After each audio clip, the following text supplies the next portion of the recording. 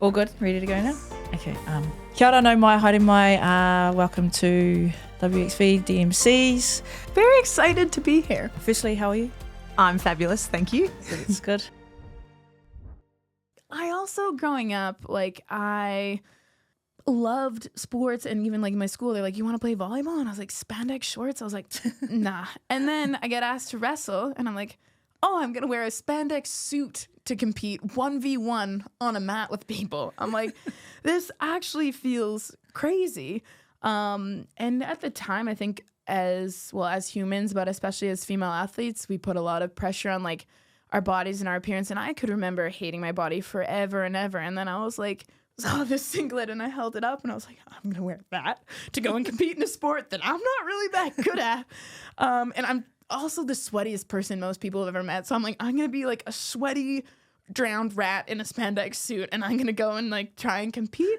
And as much as that is what I was going through my head then, it also was it's just a uniform. It's just a uniform that you wear for this because that's how you're technically better at sport, which also being a part of wrestling, which is a weight cutting sport, taught me to be kind of kept whispering in my ear to be more positive about your body and what it can do, and that weight just is a number, because that's something that I personally struggled with for a long time. What has driven that passion? I have two big brothers, Cameron and Henry, but Henry is 4 years older than me, so he's 25, and he has autism, severe learning difficulties, and growing up with an older brother with those additional needs, I've seen firsthand how easy it is for him to get pushed aside or miss out on opportunities. He's completely physically able and he loves sports as well. So for me, as a younger sister, always trying to look out for my big brother, it's something that I've always been passionate about, and to be able to transfer that into other people's lives and provide opportunities for them that they might not get elsewhere. It's something I'm really passionate about being a change for, almost using rugby as a bridge for that inclusion. I think I've been involved in so much so far, but it's something I'm really passionate about to continue growing and to continue expanding up and down the country, because I do believe that rugby does it really well already, one of the better sports for it with inclusion, but I definitely think we have a long way to go.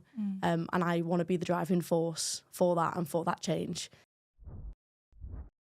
To me, knowledge is power. So I do ask lots of questions, and I am a visual learner, so I like to see it all in front of me before I'm ready to process and move on. Yeah, we've definitely got some players like that ask 10,000 questions. There's nothing wrong with it. I feel like I'm one of those ones that yep, I hear you, but then I get to the game, I'm like, I wasn't listening. I should have asked the questions. Yeah. So asking 10,000 questions is all good. I think also part of the asking questions isn't just because of I know that I have a voice that is happy to ask a question. I'm not afraid of someone saying, oh, it's a stupid question or whatever, because my thing is clarity is super important. So if I'm not afraid of asking a question and someone maybe I know won't ask the question and probably needs the clarity, I'm not afraid to ask a question that I think I know the answer to either, because I think sometimes being clear for everyone helps, not just me, it helps my teammates. So yeah, I don't think questions are always coming from me not knowing. And I think sometimes people are like, why are you asking that question? But I'm like, yeah, but my front prop doesn't know the answer. So if I can help probe this now, I'm preloading their learning as well, but it also gives me clarity. So in a game, I can be like, don't forget to do your job, because I like knowing the whole team's job, so that then when I know what my job is, I know where I fit in or who's made the mistake and where we can fix things.